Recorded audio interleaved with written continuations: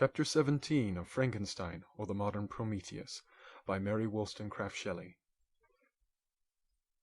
The being finished speaking, and fixed his looks upon me in the expectation of a reply, but I was bewildered, perplexed, and unable to arrange my ideas sufficiently to understand the full extent of his proposition.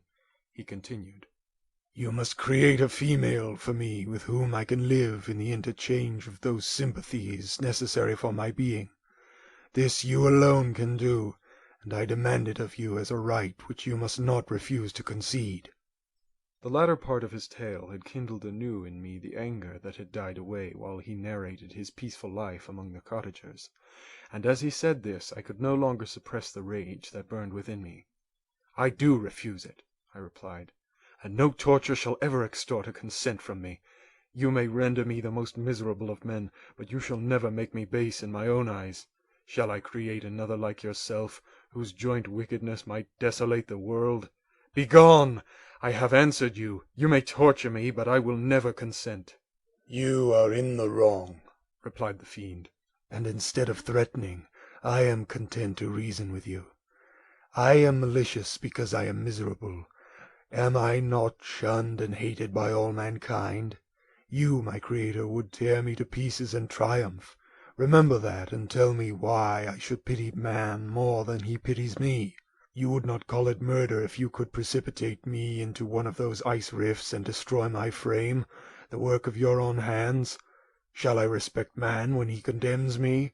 Let him live with me in the interchange of kindness, and instead of injury I would bestow every benefit upon him with tears of gratitude at his acceptance. But that cannot be. The human senses are insurmountable barriers to our union, yet mine shall not be the submission of abject slavery. I will revenge my injuries. If I cannot inspire love, I will cause fear, and chiefly towards you, my arch-enemy, because my Creator, do I swear inextinguishable hatred. Have a care. I will work at your destruction, nor finish until I desolate your heart, so that you shall curse the hour of your birth." A fiendish rage animated him as he said this. His face was wrinkled into contortions too horrible for human eyes to behold, but presently he calmed himself and proceeded. "I intended to reason. This passion is detrimental to me, for you do not reflect that you are the cause of its excess. If any being felt emotions of benevolence toward me, I should return them 100 and 100-fold. For that one creature's sake I would make peace with the whole kind, but I now indulge in dreams of bliss that cannot be realized. What I ask of you is reasonable and moderate. I demand a creature of another sex, but as hideous as myself. The gratification is small, but it is all that I can receive, and it shall content me. It is true we shall be monsters, cut off from all the world, but on that account we shall be more attached to one another. Our lives will not be happy, but they will be harmless and free from the misery I now feel. Oh, my Creator, make me happy.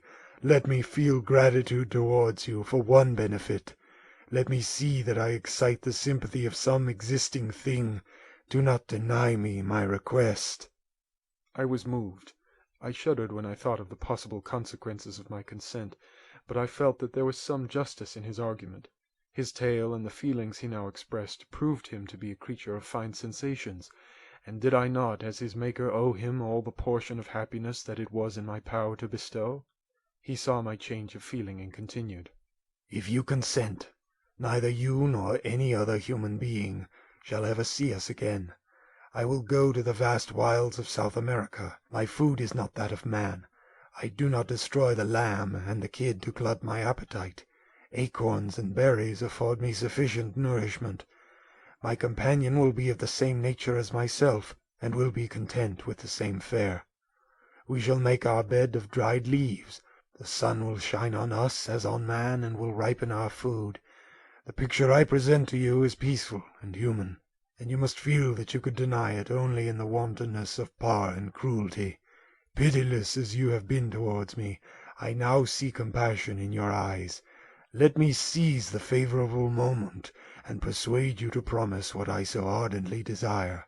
"You propose," replied I, "to fly from the habitations of man, to dwell in those wilds where the beasts of the field will be your only companions? How can you, who long for the love and sympathy of man, persevere in this exile? You will return and again seek their kindness, and you will meet with their detestation. Your evil passions will be renewed, and you will then have a companion to aid you in the task of destruction. This may not be. Cease to argue the point, for I cannot consent." "How inconsistent are your feelings! But a moment ago you were moved by my representations, and why do you again harden yourself to my complaints? I swear to you by the earth which I inhabit, and by you that made me, that with the companion you bestow I will quit the neighborhood of man, and dwell, as it may chance, in the most savage of places. My evil passions will have fled, for I shall meet with sympathy. My life will flow quietly away, and in my dying moments I shall not curse my Maker." His words had a strange effect upon me. I compassionated him, and sometimes felt a wish to console him, but when I looked upon him, when I saw the filthy mass that moved and talked, my heart sickened and my feelings were altered to those of horror and hatred.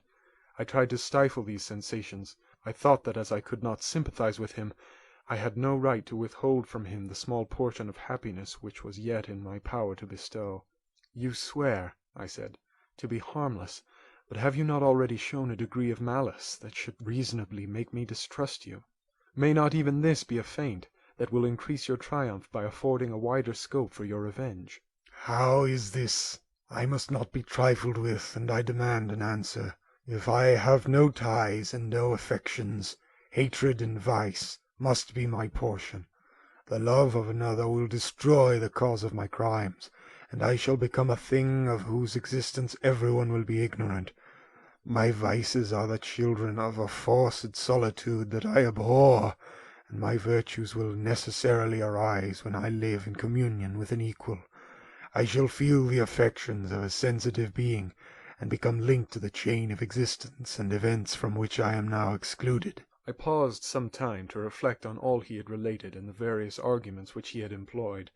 I thought of the promise of virtues which he had displayed on the opening of his existence, and the subsequent blight of all kindly feelings by the loathing and scorn which his protectors had manifested towards him.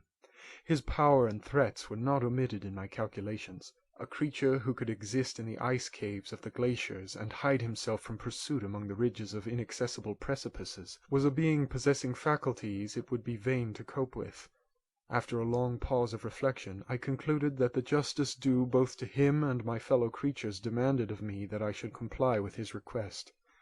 Turning to him, therefore, I said, "I consent to your demand, on your solemn oath to quit Europe forever, and every other place in the neighborhood of man, as soon as I shall deliver into your hands a female who will accompany you in your exile." "I swear," he cried, "by the sun and by the blue sky of heaven, and by the fire of love that burns my heart, that if you grant my prayer, while they exist you shall never behold me again. Depart to your home and commence your labors. I shall watch their progress with unutterable anxiety, and fear not but that when you are ready I shall appear."